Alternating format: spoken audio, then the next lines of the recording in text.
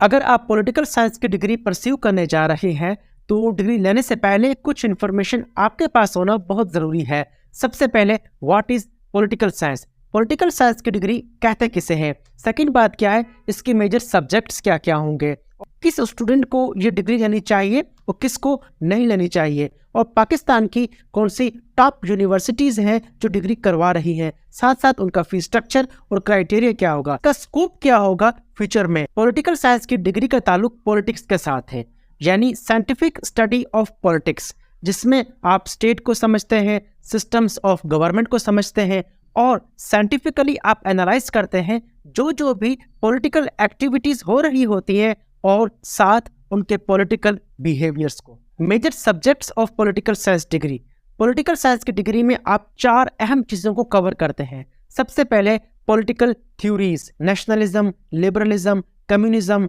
Environmentalism, conservatism, इस तरह की थ्योरीज को आप पढ़ते हैं। सेकंड, आप कंपैरेटिव पॉलिटिक्स को पढ़ते हैं। थर्ड, इंटरनेशनल रिलेशंस को पढ़ते हैं।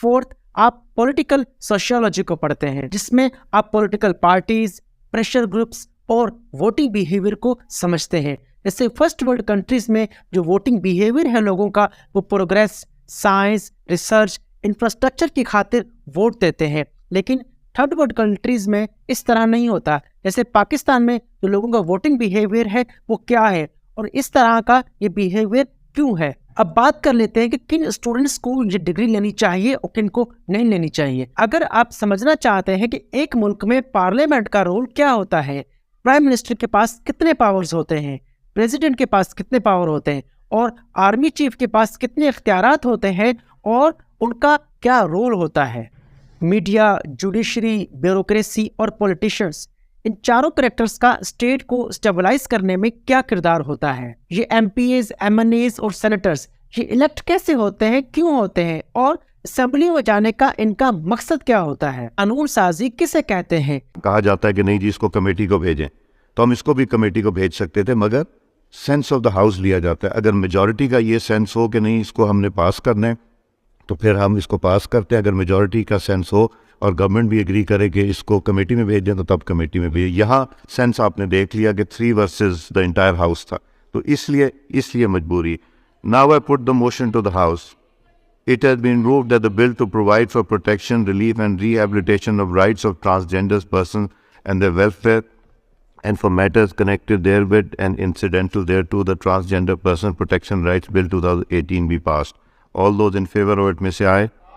All those against it may say no. I think ayes have it. Motion is adopted and consequently the bill is passed. एक एमएनए के पास कितने पावर्स होते हैं और इनकी क्या क्या रिस्पॉन्सिबिलिटीज होती हैं। में जाकर डिबेट्स करते हैं और लॉज पास करते हैं। ये रिस्पॉन्सिबिलिटी किस स्ट्रक्चर के तहत अदा करते हैं। इमरान खान ने रिसेंटली इस्लामाबाद में प्रोटेस्ट किया। ये एक पॉलिटिकल एक्टिविटी थी जो हर एक सियासी जमात करती है। सवाल ये था, जब ये पॉलिटिकल एक्टिविटी इमरान खान कर रहे थे तो उनकी पॉलिटिकल बिहेवियर क्या था, वो क्या सोच रहे थे और उनके जो फॉलोअर्स थे वो किस तरह से देख रहे थे। पीडीएम की जो गवर्नमेंट थी जिनके खिलाफ ये एक्टिविटी हुई वो किस तरह से देख रही थी। हमारा नेशनल मीडिया वो किस तरह से कवरेज दे रहा था और जो इंटरनेशनल कम्युनिटी है वो इस पूरे प्रोटेस्ट को किस तरह से देख रही थी। एक पॉलिटिकल साइंस की डिग्री का स्टूडेंट, जिसको हम पॉलिटिकल साइंटिस्ट कह सकते हैं, वो इस तमाम सिनेरियोस को देख रहा होता है कि एक पॉलिटिकल एक्टिविटी हो रही है, उनके फॉलोअर किस तरह देख रहे हैं, अपोनेंट जो गवर्नमेंट है वो किस तरह से देख रही है, नेशनल मीडिया, इंटरनेशनल मीडिया, वो इस तरह की पॉलिटिकल एक्टिविटीज़ को साइंटिफिकली एनालाइज करके अपनी असेसमेंट्स मुकम्मल कर रहा होता है कि इस तरह के एनवायरनमेंट में मुल्क को क्या चैलेंजेस पेश आते हैं। कि पाकिस्तान में एक फेडरल गवर्नमेंट है और नीचे 4 सूबाई हुकूमतें हैं। सूबाई हुकूमतें किस तरह फेडरल गवर्नमेंट के साथ कोऑर्डिनेट करती हैं।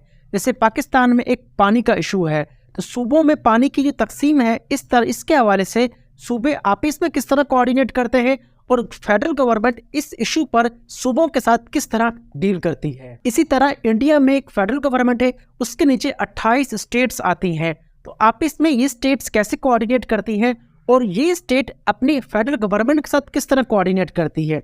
और दूसरे सवाल यहाँ पे ये था कि जिस तरह इंडिया में नीचे 28 स्टेट्स हैं, पाकिस्तान में नीचे प्रोविंसेस हैं, इस सिस्टम के दरमियान क्या फ़र्क है। पाकिस्तान में अक्सर डिबेट्स होती रहती है कि अयूब खान का जो प्रेसिडेंशियल सिस्टम था वो बहुत अच्छा गुजरा है तो हमें वो चाहिए।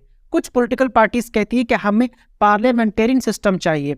कुछ कहते हैं कि हमें इस्लामिक रूल ऑफ लॉ चाहिए और कुछ कहते हैं कि पाकिस्तान में हमें कम्युनिज्म चाहिए। आप साइंटिफिकली स्टडी करके एनालाइज करने की कोशिश करते हैं कि कौन सा सिस्टम प्रैक्टिकेबल है और किसके क्या प्रोज एंड कॉन्स हैं। गवर्नमेंट ऑफ पाकिस्तान की ऑफिशियल वेबसाइट के मुताबिक पाकिस्तान में इस वक्त 33 मिनिस्ट्रीज हैं।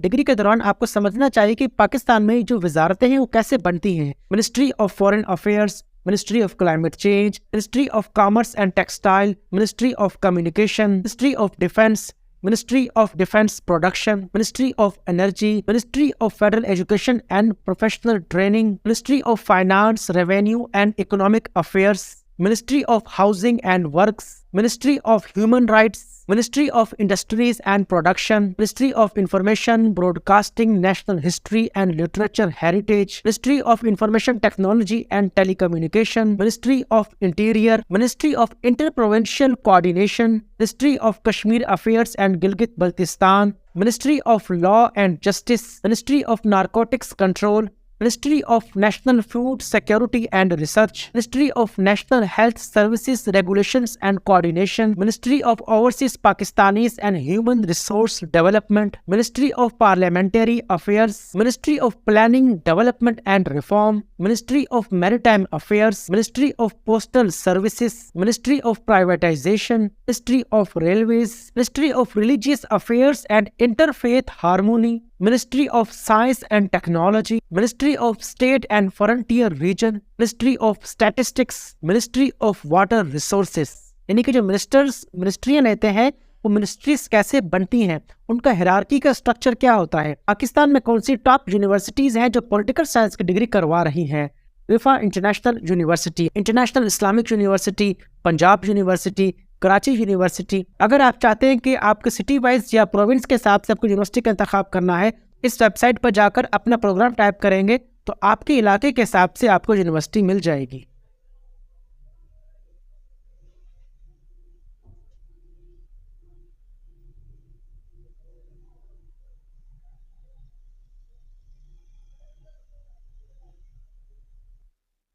अगर आप पॉलिटिकल साइंस की डिग्री परस्यू करने जा रहे हैं तो मेरा मशवरा ये होगा कि आप इस्लामाबाद में आके इस डिग्री को परस्यू करें, क्योंकि जब आप इस्लामाबाद में आते हैं तो आप मिनिस्टर्स, एम्बेसडर्स, जो इवेंट्स होते हैं इनको बड़े करीब से देख और समझ पाते हैं। फीस स्ट्रक्चर की बात की जाए, देखिए हर यूनिवर्सिटी का जो फीस स्ट्रक्चर है वेरी करता है, लेकिन जो एवरेज फीस स्ट्रक्चर है वो 60,000 से स्टार्ट होता है।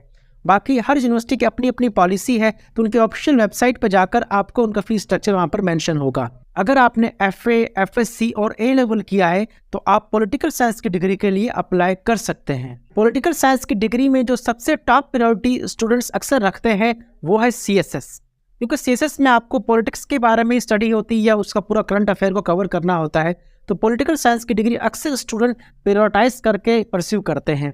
सेकंड, आप इससे पॉलिटिकल जर्नलिस्ट बन सकते हैं, आप पॉलिटिकल एडवाइजर बन सकते हैं।